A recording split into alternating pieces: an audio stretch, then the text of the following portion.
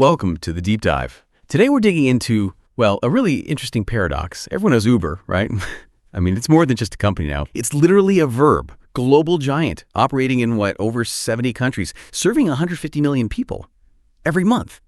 That's staggering. But if I asked you, listening right now, who first sketched out that idea, the quiet mind behind it all, how many would say Garrett Camp? Probably not that many. He's this sort of unknown engineer who, kind of deliberately staying out of the limelight, built up a fortune. We're talking $5.8 billion as of late August 2025. So our mission today, let's pull back the curtain on Garrett Camp. We want to uncover the strategies, the unique mindset, maybe the counterintuitive habits of this guy whose ideas totally changed how we move, but who actively avoided the spotlight. We were looking at some great sources like the video from unknown engineer to $5.8 billion tycoon, how Garrett Camp built Uber, and other insights too. Yeah, and it's really more than just another tech billionaire story. It's almost like a masterclass in how vision, persistence, and a very, very different approach to money and influence can lead to just monumental success.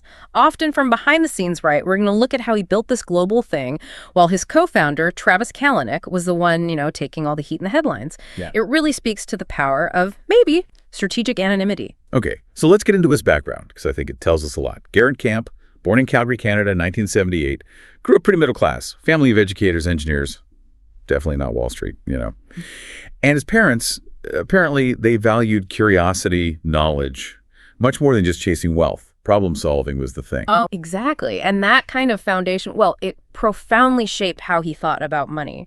For him, it wasn't the end goal, not some prize to just hoard. It was a tool, like fuel, really. Fuel to make ideas bigger, to start things. We see this super clearly with StumbleUpon. He built that platform, the website discovery thing, back in 2001. He was still doing his master's degree, pretty innovative stuff. And then eBay bought it, right? $75 million in 2007. That's a huge payday for anyone. Huge.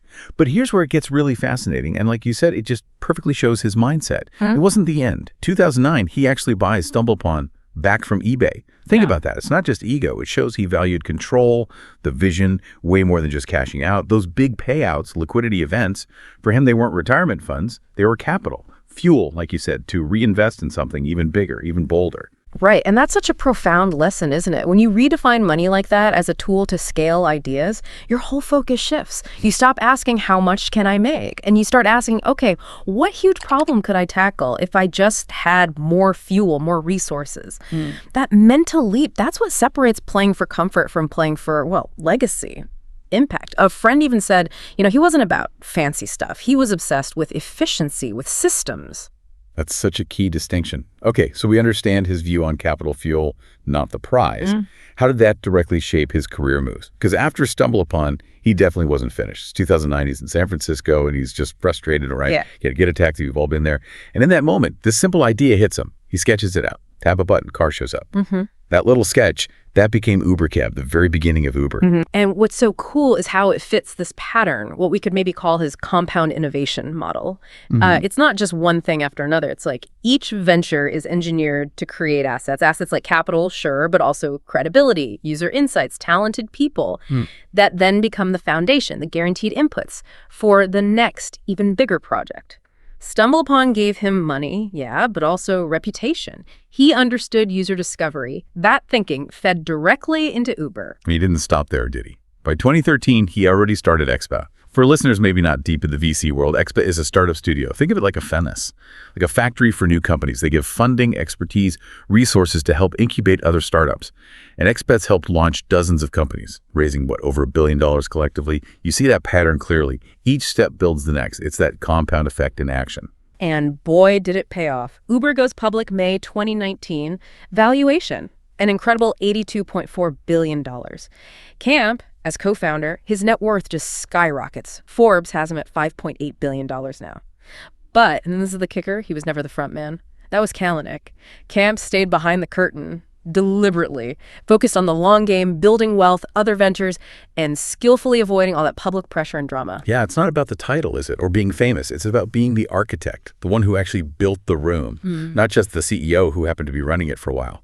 And the lesson there for you listening, I think, is pretty powerful. Real lasting wealth and impact. It often goes to the system designers, the architects, not just the operators, building the infrastructure. So if Kalanick was the storm, maybe making waves, sometimes controversial, Garrett Camp was definitely the quiet current underneath, deep, persistent, and his habits really show that personality. Very private, but also intensely creative. He intentionally cultivated this lifestyle of strategic silence. You hardly ever saw interviews, conference appearances. He just avoided it. He absolutely did. And that silence wasn't just being shy. It fueled what his team called his ideation sprints. You picture him like locking himself away, whiteboards just covered in diagrams, solving problems, fixing inefficiencies nobody else was even seeing properly. A collaborator put it perfectly. Garrett's success wasn't about networking or showmanship. It was about shutting out the noise, long enough to actually imagine how the world could be different. Which sounds almost backward today, right? Yeah. With open offices and constant connection. But Camp found his best ideas by actively tuning out. That habit, that deep work in solitude, gave him the space for things like StumbleUpon and obviously Uber. And that focus, that clarity, it also showed up in his obsession with simplicity. Camp really believed the best solutions weren't complex, they were elegant, straightforward. Look at Uber's first pitch deck back in '08. No heavy jargon, no complicated models, just a simple, clear promise. Tap a button, get a ride, boom. That clarity made it instantly understandable, powerful for investors, powerful for users. Yeah, and another telling thing is how detached he seemed from, material excess. Billions in the bank. But he kept a pretty low profile personally, modest appearances. While others might flash the yachts and jets, Camp's energy consistently went back into funding ideas, funding Expa, funding Eco, his project, to rethink digital money entirely. It shows this deep commitment to building things, to systemic impact over just personal luxury. The paradox is really striking, isn't it? In our culture, loudness often gets mistaken for leadership. Self-promotion feels almost necessary. But for Camp, his lack of noise, that became his edge. It suggests maybe real innovation isn't about shouting loudest. Maybe it's about listening really closely to the problems nobody else is paying attention to. It's about observation, not being observed. So Camp's whole philosophy, it really runs counter to that standard Silicon Valley image. Others chase the spotlight, the power that comes with visibility. Camp finds strength in holding back. He consistently chooses the background, letting the idea be the star, not the person. And a huge moment that really shows this was in 2017. He quietly joined the Giving Pledge, that's the commitment, with Buffett, Gates, others, to give away at least half your wealth. He framed his capital not as something to accumulate, but as a tool to solve global problems. And just like Camp, he did it without any big announcement or press tour. The action spoke for itself. And his decisions always seemed rooted in that clarity, that long-term view. It wasn't what's good for me now. It was always what creates lasting value for the world. Like during Uber's crazy global expansion, all those fights with regulators. Camp pushed for persistence. He saw those problems not as stop signs, but as invitations to build smarter, more resilient systems. And look where Uber is now, over 10,500 cities by 2025 because of that mindset. And yet part of that philosophy was also knowing when to step back strategically. Take 2020. He leaves Uber's board, becomes a board observer. Outsiders might see that as pulling away, right? Disengaging. But really, it looks like a classic dual horizon strategy. You manage the core business Horizon 1 while freeing up energy for the future Horizon 2, 3. By stepping back a bit from Uber's day-to-day, he kept his influence, but crucially freed up mental bandwidth. Bandwidth for Expa and for Eco launched in 2018, aiming to literally rethink money, building the next platforms. It's a philosophy that really seems to embrace opposites, doesn't it? Push hard, but know when to step back. Build massive wealth, but plan to give it away. Seek huge impact, but avoid the spotlight. It suggests real power isn't about having all the answers yourself. It's about knowing which problems are truly worth dedicating your life's work to.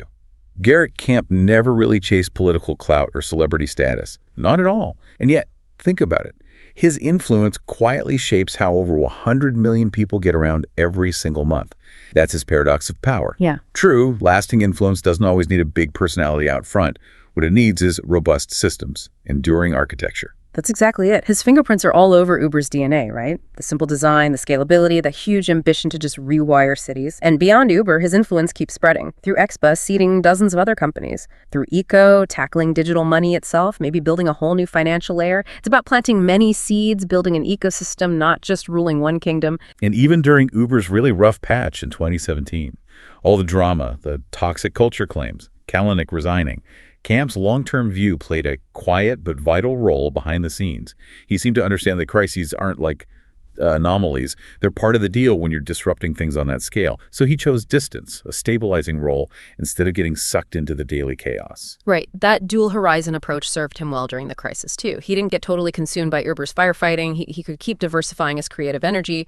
And what happened? Uber survived, then thrived, $37.3 billion revenue in FY 2024. And Camp, he kept his wealth, sure, but also his credibility as a builder, a systemic innovator. He remained the architect, not the guy putting out fires day to day. And that's where he really seems different from a lot of other billionaires. He connects power not with control, but with architecture.